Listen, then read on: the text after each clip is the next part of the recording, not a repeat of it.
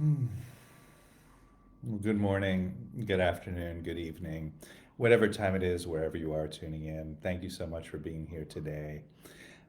Yeah, welcome to my next installment of Facebook Live. And I think this will be posted on Instagram and YouTube and LinkedIn and all of the usual places as well. Thank you for being here. Yeah, so for those of you who don't know me, my name is Christopher Luard. I am a certified clinical trauma professional, working primarily with somatic experiencing and sensory motor psychotherapy. I'm also a long-time mindfulness and meditation practitioner. I've been practicing various forms of meditation for 4 decades now. Trained very deeply in the Tibetan tradition, Dzogchen, Mahamudra. Also trained quite deeply in Zen, Korean Zen, Japanese Zen. And now, in the last 10 or 12 years, really been diving deep into the earliest tradition, Theravada.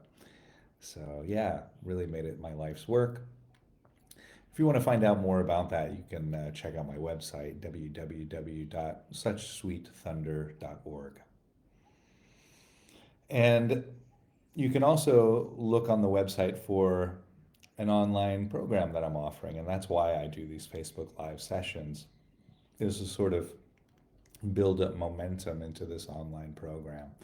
So the title of the program, it's a 12-week course. It's entitled The Healing Power of Kindness, and we launch on April 12th. That's all I'm going to say about the course today because these videos are getting a little bit long, and so I'm trying to trim them back. But if you want to find out more about that offering, again, it's on my website, suchsweetthunder.org. So today I would like to talk about gratitude and kindness, as the title of the course is The Healing Power of Kindness. And the title of the course is coming from a quote from Dr. Peter Levine. Peter Levine is the founder of somatic experiencing, that very wonderful healing modality.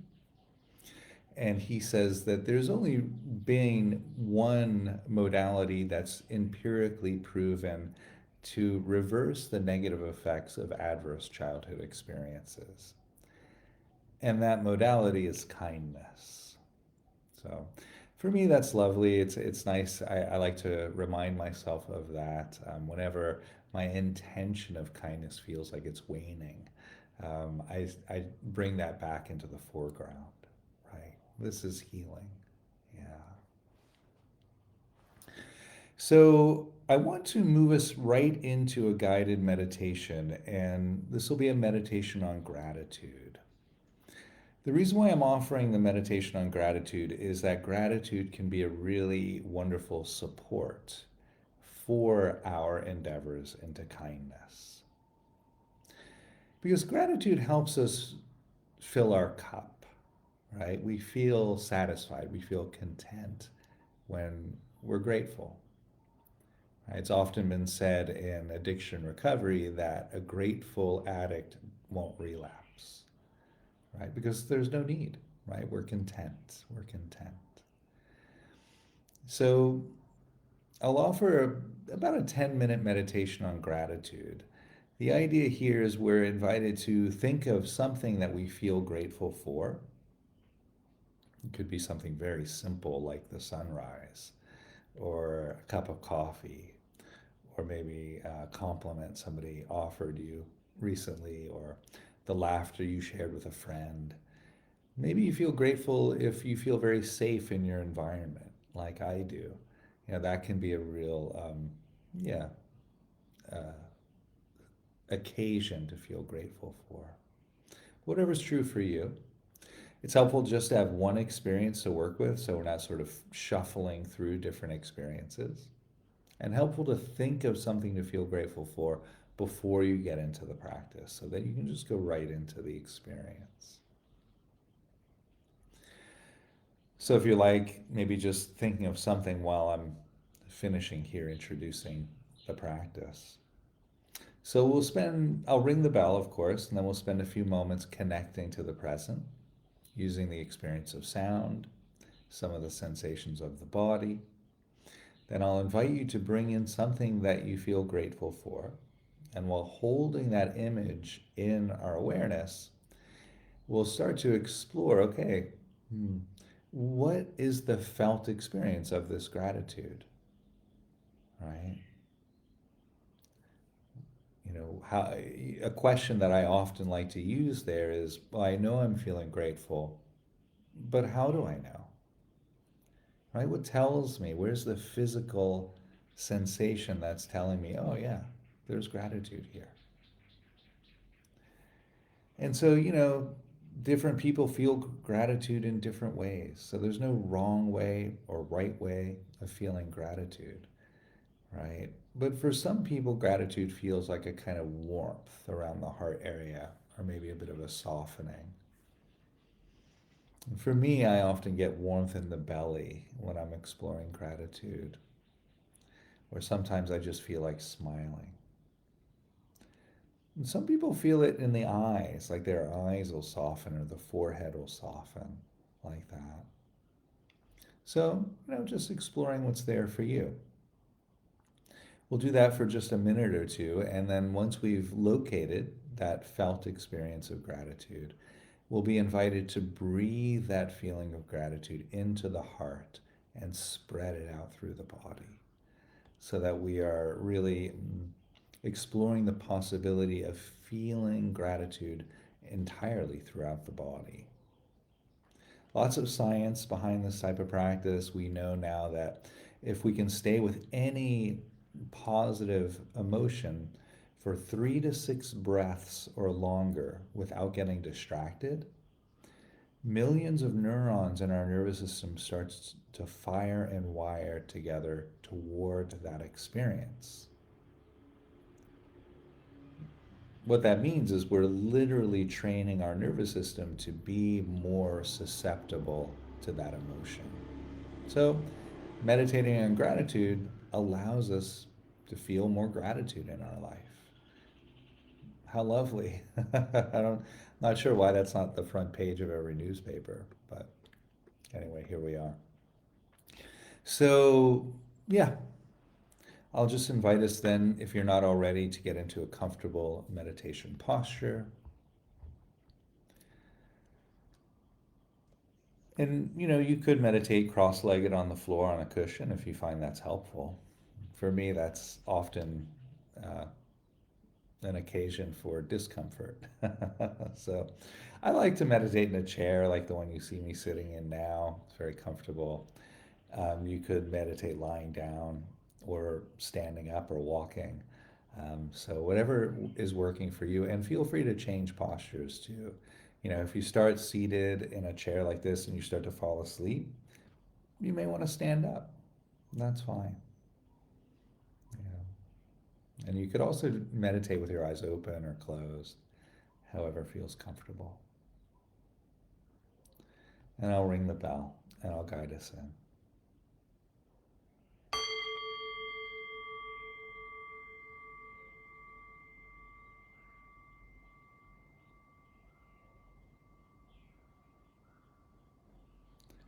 And so just taking a few moments here to settle,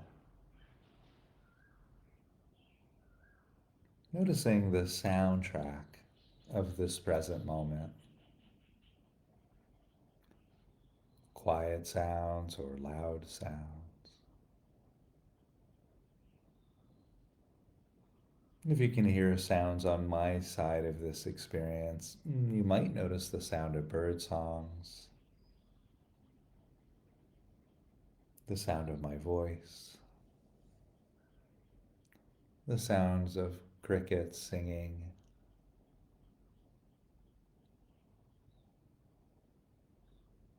Other sounds might include maybe a dog barking nearby or a conversation unfolding, an occasional car or truck passing by outside, or airplane flying overhead.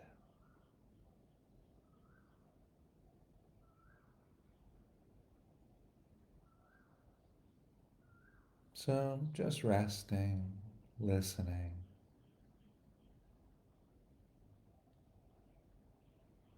Some of these sounds might feel pleasant, other sounds might feel unpleasant, and still some sounds might feel quite neutral. But regardless of our interpretation of the sounds, recognizing how sounds are always present moment experiences, and as such, sounds can make a great guidepost back to the present moment.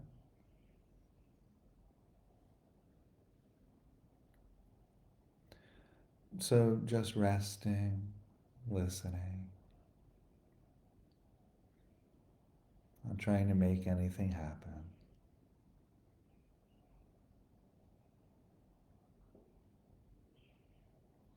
And then perhaps in the next breath or two, the invitation is to gently and kindly bring awareness to the body.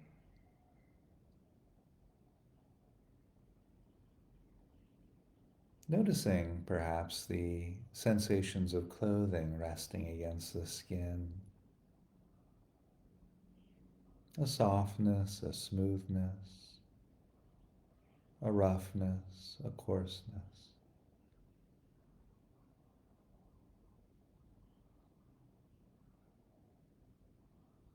And if you'd like, inviting the muscles underneath the sensations of clothing to relax and soften, rest, unwind.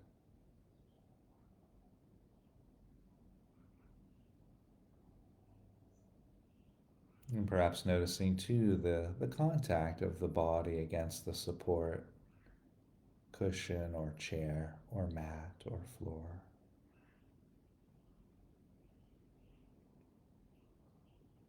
There might be a hardness there or a softness, a smoothness or a coarseness.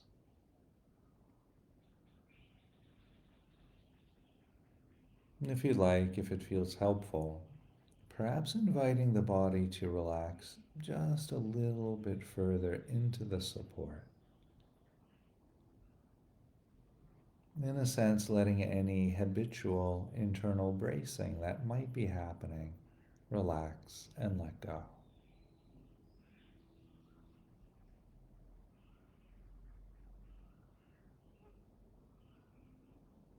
And then, perhaps in the next breath or two, kindly bringing awareness to the feet. If we are seated in a chair or standing, we might notice the contact of the floor or simply the weight of the body pressing down on the floor, the ground. And if we're lying down, we might notice the temperature of the feet or the texture of socks maybe against the feet.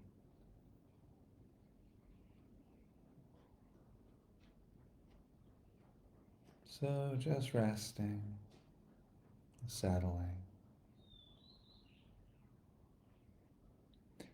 And if the mind is wandering, just know that's very normal.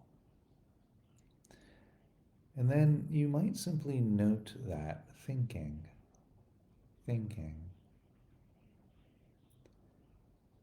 Generally, when we note the thinking process, the thoughts tend to dissolve.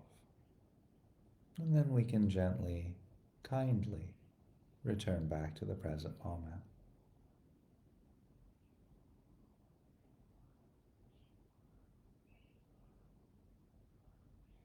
Resting.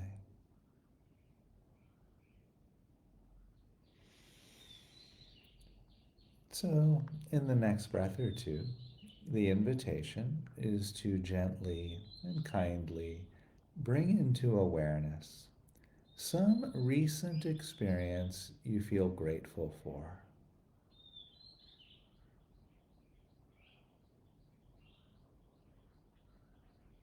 This might be something very simple and seemingly small, or it could be something quite large and significant in your life.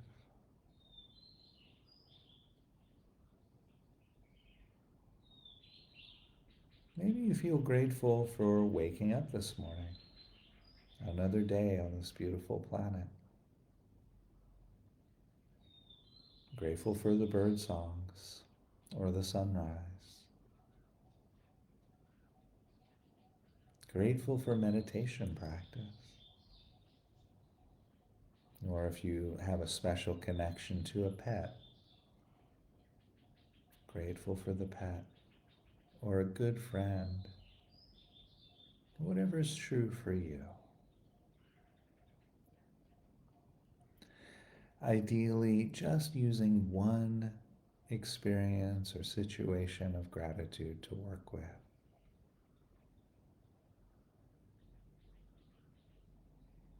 Just taking a few moments then to allow this image to settle. Really exploring, what was it about that experience that landed in that way? Was it maybe a look in someone's eye or the sound of their laugh? Maybe it was the first taste of that delicious lunch you had, or that first sip of morning coffee, the first golden rays of sun through the morning clouds. What was it about that experience for you?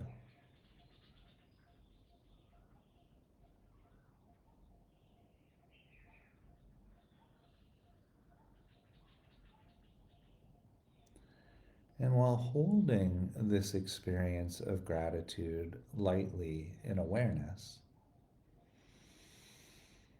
we can begin to explore, where does this gratitude actually live in the body?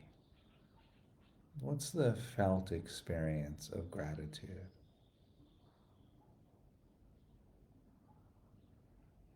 So sometimes gratitude arises in the belly as a kind of warmth or softening, or a little bit of almost like a butterfly kind of feeling.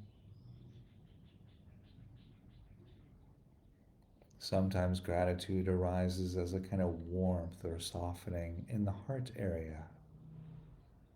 And the shoulders might soften, perhaps.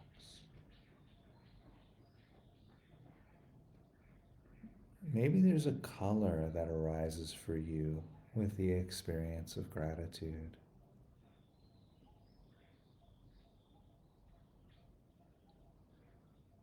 Or maybe you simply feel like smiling when bringing this experience of gratitude into awareness.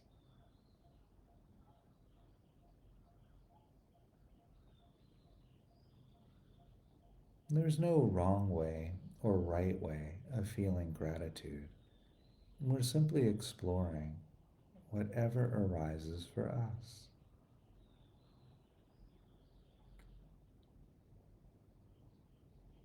And having located or discovered that felt experience of gratitude, the invitation then is to breathe in that gratitude, really filling the heart. And on the out breath, send that gratitude out from the heart through the belly, down into the legs, through the knees, the lower legs, the ankles, the feet, and into the toes.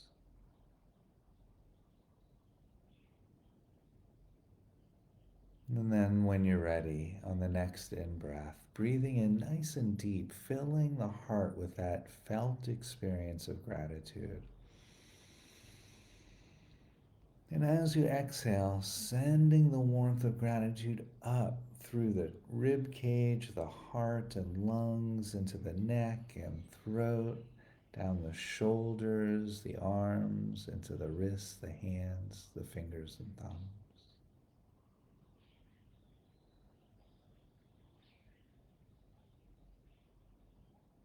And then when you're ready on the next in-breath, once again, breathing in that somatic experience of gratitude, filling the heart. And as you exhale, send that warmth of gratitude out through the neck and throat into the jaws, the mouth, the sinuses, the eyes, the forehead, and the top of the head. So that we're filling our body with gratitude.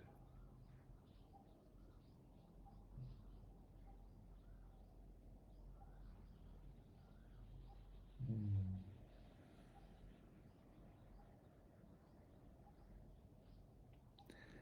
So if you're watching this on recording, feel free to press pause here and stay with that experience of gratitude as long as you like. For those of us here live, I'm going to ring the bell and bring us back into a conversational space.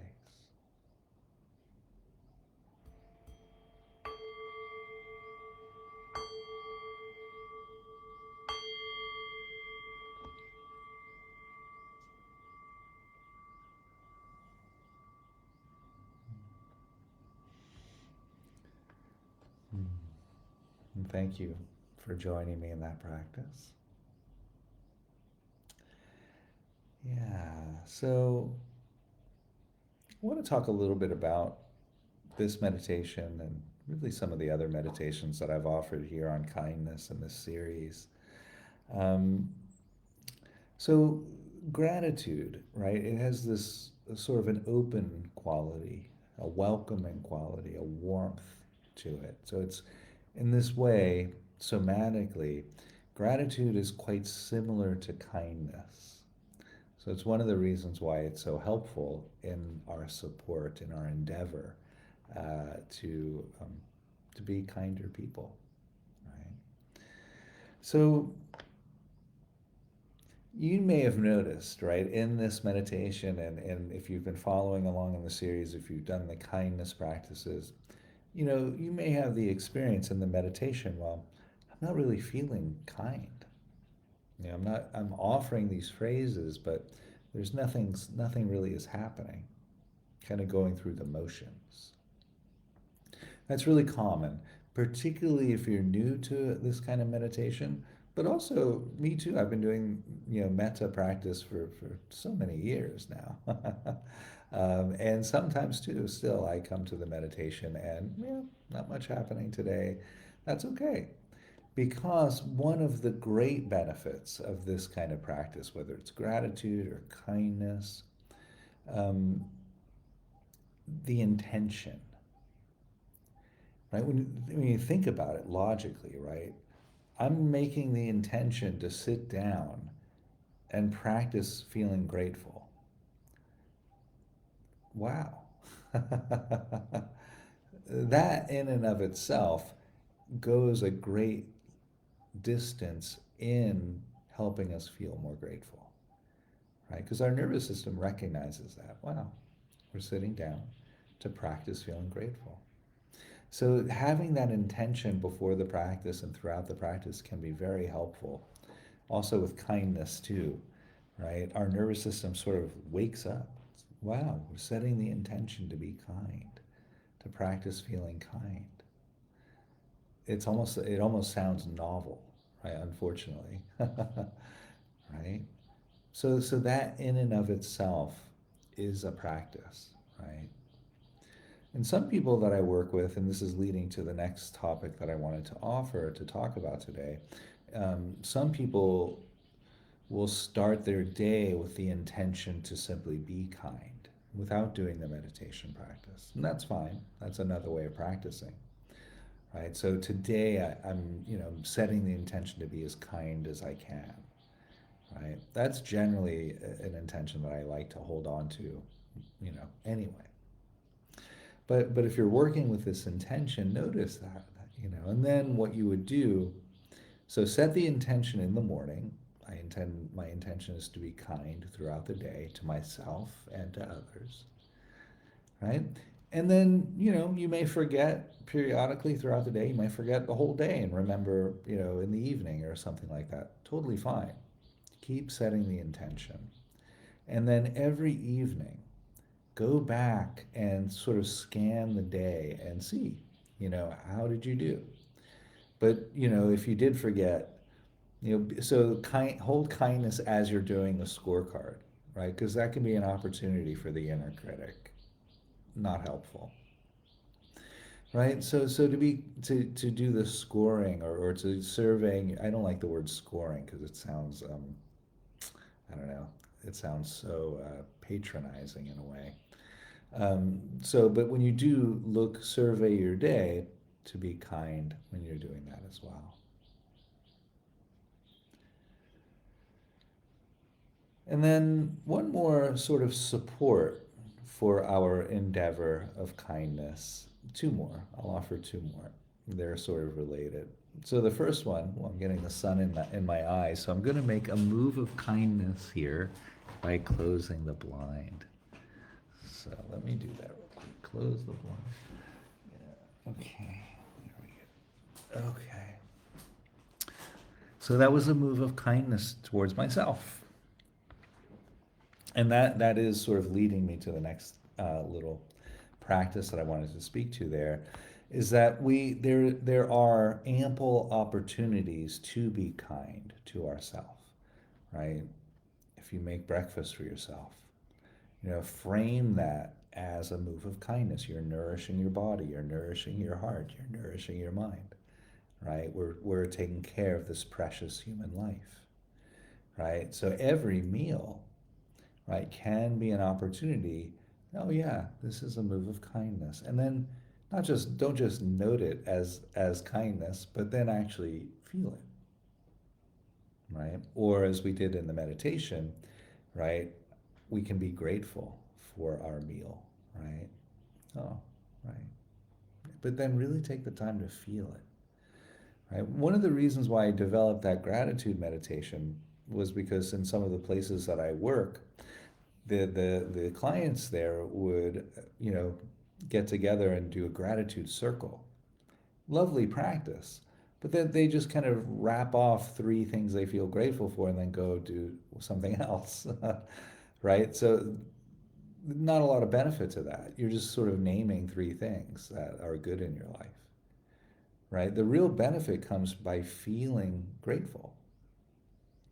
Right? So I know I feel grateful for my cat. She's awesome. But if I just say, yeah, I'm feeling grateful for my cat, there's no benefit to that at all, right? So to take the time, I feel really grateful for my cat, Diva. She's amazing, my best friend, right? And then feeling into the gratitude like that. So those are, a few ways of practicing when you're not meditating. One more way. Notice all of the ways that you're already kind to yourself. That's similar, and then frame it as kindness, feel into it.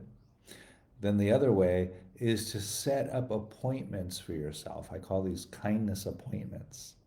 Set up appointments for yourself, 3 or 4 in the day, where you just need a minute or two, but let's say, after my 2:30 appointment, I'll set aside 5 minutes to be kind to myself. And I won't decide what that looks like right away, right?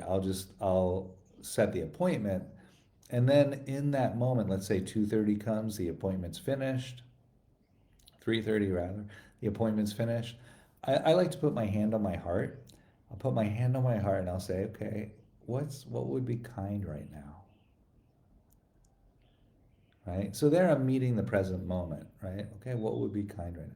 Maybe just 3 minutes of meditation would be kind, right? Or maybe going out and having a cup of tea or coffee, or getting a sandwich if I'm hungry, whatever it is, calling a friend, whatever, doesn't matter. Right? So to make a couple of appointments throughout your day, where you can, use the occasion to be kind and really feeling into the kindness. Okay, that's all I'm going to talk about today. Thank you so much for being here. I really appreciate it.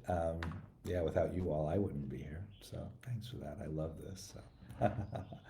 If you're interested in the kindness course, it is a 12-week course. It's called The Healing Power of Kindness. It's on my website, www.suchsweetthunder.org. Hope to see you there. I'll ring the bell to close us out.